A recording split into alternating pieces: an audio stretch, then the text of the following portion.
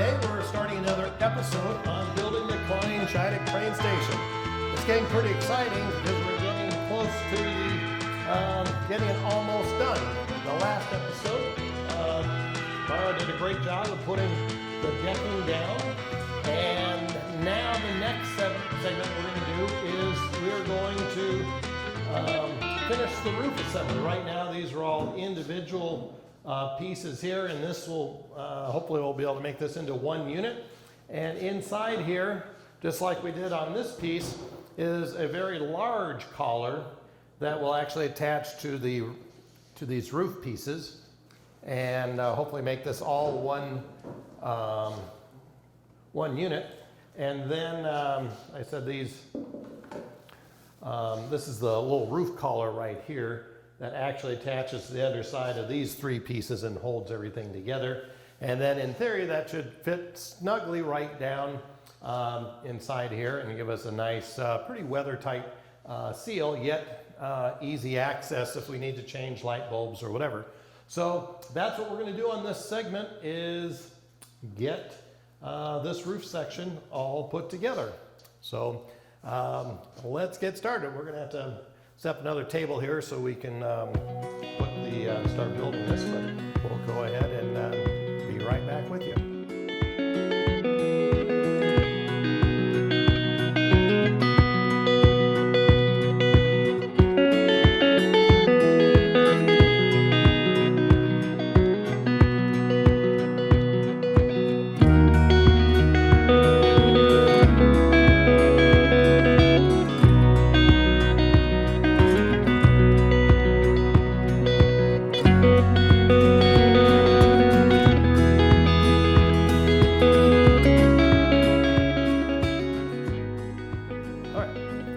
So this is the different roof components, and we're going to start with the short end. Very important that you make sure that both of these pieces of the collar match up with the correct windows on either side, so they aren't blocking the window.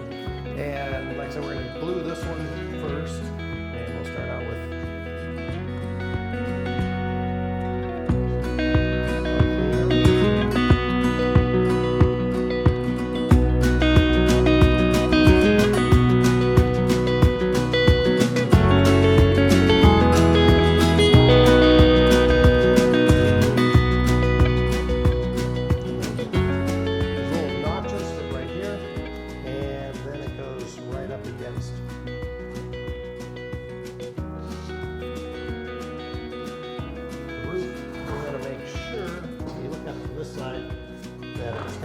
setting in there.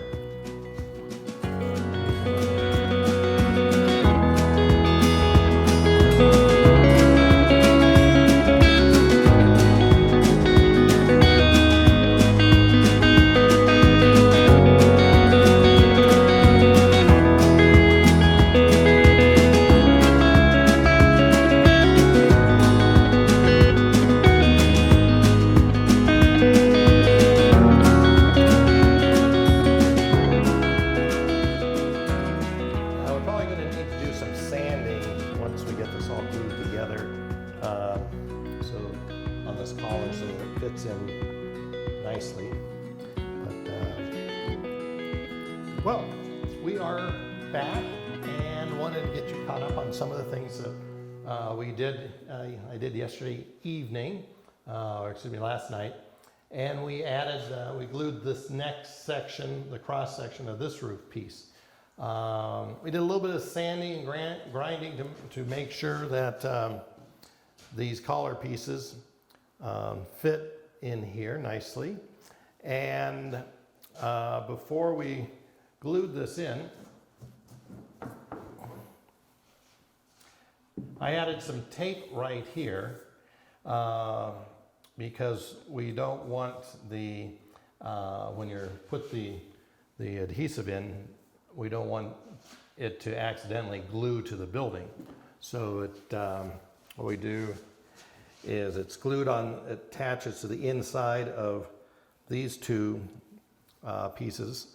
And now what I'm going to do is put a couple of scrap pieces right here and glue these on, and that would give us some more support and another glue point to make that really attached nice and sturdy on, and we'll do that on both sides.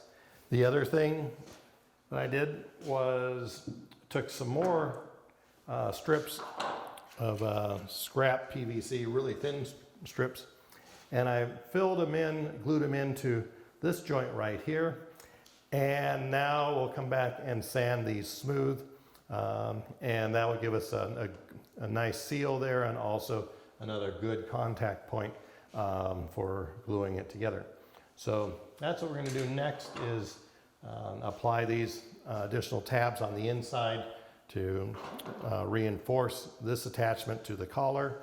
And then, another thing that we did is, I had mentioned we put the tape here to keep it from gluing, any excess glue to keep it sticking to the building. And I went ahead and beveled this with the sander because this roof does come down and right across that, so it was preventing a nice tight seal. So we sanded that. I did do a little mistake. I sanded right here where there is no roof, it's the wall comes down, but we're gonna have a trim piece over that anyway, so that isn't any big deal. But if you're making yours, make sure you don't bevel this one section on either side. And it's fitting together nicely. So what we've done now is glued the other section of the roof to the collar. We clamped it to hold it in place, and I put some reinforcement, some little square pieces of PVC right here, and used some scrap to kind of reinforce these joints and reinforce the collar. I used the PVC cement wherever the PVC was in contact, and then on the inside I put some of that landscape adhesive, and on the outside right here a little bit of clear silicone to get a nice weather tight seal. We're going to go ahead and let that set up overnight. You really want to make sure this is glued together well, and you reinforce some of the joints with extra scrap PVC, and then let it set, add some more glue and adhesives and seal it up well, because this does have a lot of torque when you're moving it around, just because it's kind of hanging out compared to this little section over here. So you want to make sure that you really reinforce that and let that set up well. So slide that a little bit out of the way. The next thing that we're going to talk about is starting to put the roofing material on the roofs. And for this one, you could go ahead and put wood shakes on here. On a lot of my other buildings, I've actually made slate shakes. That took a long time. I had to cut it out with a tile saw and then split each piece of tile to get it thin enough, and then use a Dremel to fine tune them, and then glue them on. They look great, they weigh a lot. And then I also found this material here, and a lot of people have used like roofing tar paper and so forth. What I found out over the years is it fades and it becomes brittle, and it doesn't really hold up that well over the years. But I found this stuff, and it's made by, I believe it's made by Certainty, and it's called Winter Guard Granular. And it's this type of kind of roofing material. And I've had it out on some of my other buildings for years and years and years, and it still maintains this nice new look year after year after year. It's easy to work with, and you kind of trim it. It's easy to cut, and then you use a torch to put it onto your buildings, on your roofs. You got to be careful you don't burn your building down or your house. But we'll go ahead and do that. But this stuff is great. It's a little bit expensive. Sometimes you can get some scraps of it, but a big old roll is a little over about 120 bucks. But if you have a small project and want to buy some of my roll, send me an email and we'll send you off some. Works great though. So the other thing that we did on just finishing this little roof section up is we put some of this our basswood strips, the 1/8 inch by 1/2 inch, and just a little trim along the edge of the roof here, gives a nice little depth and so forth. Also, we'll be putting our Christmas lights permanently on here. So that'll give us a little place to glue them from behind. So that'll work out nicely. We have this all painted and stained, and we put one little trim piece right here. Then that will overlap the joint right here, so you won't see the joint once it's slid down. So the way we put this on is you peel this backing off, and I cut this just to be a little bit oversized, and it's a little bit sticky as it is right now. And we just make sure that we have a nice, good fit.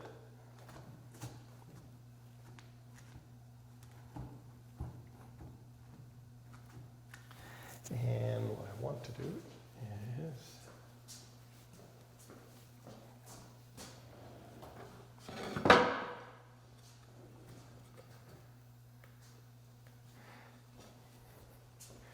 I just have a little piece of wood here, and I'll push it down. And just use a torch.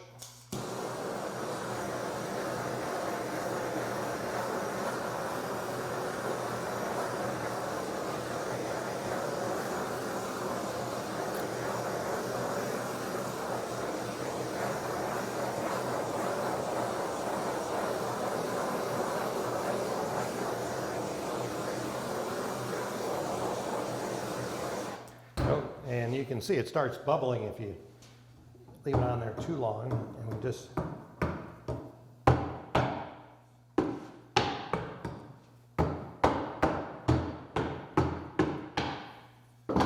pat it down, and we do the other side.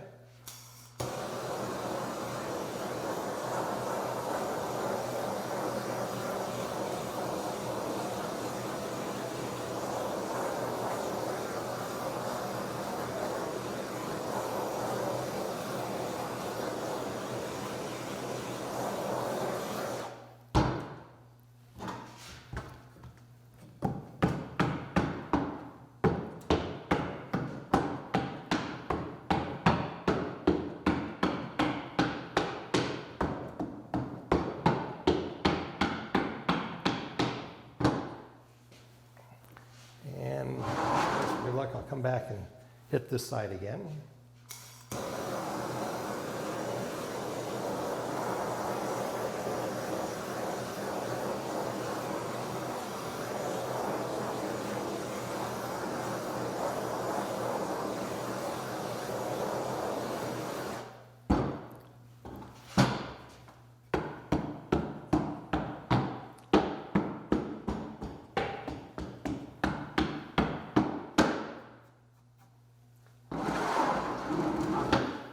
Here.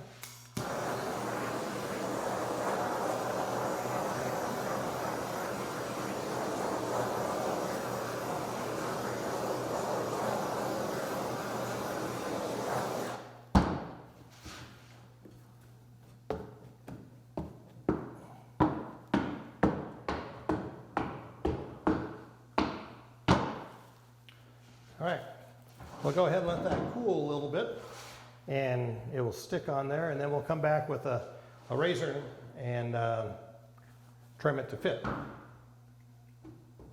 As you can see, that has a really nice finish, and this grain is a perfect scale for this building, so it has a nice texture as well. So this is cooled down, and you can see I got a little bit too much heat right here, but that's okay. And we just take a little razor blade and come along and just kind of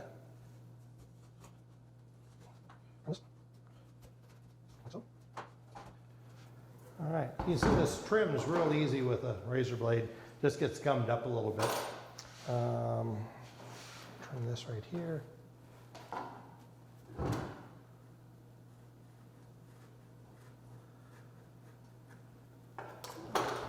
And then I just hit the edges with the torch.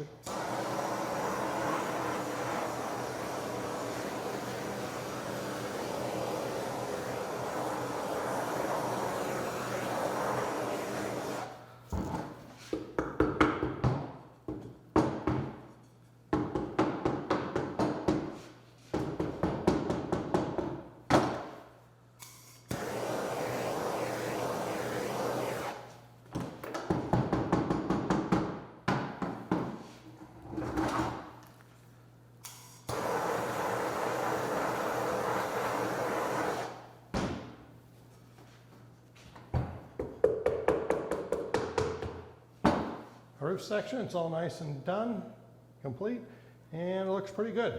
So it should live right here. Ta-da! That looks pretty good if I do say so myself. What do you think of that, Mario? Does that look good? Looks good. All right. So we'll be back later once this is all set up. We'll let this set up overnight and then we'll come and finish the next section.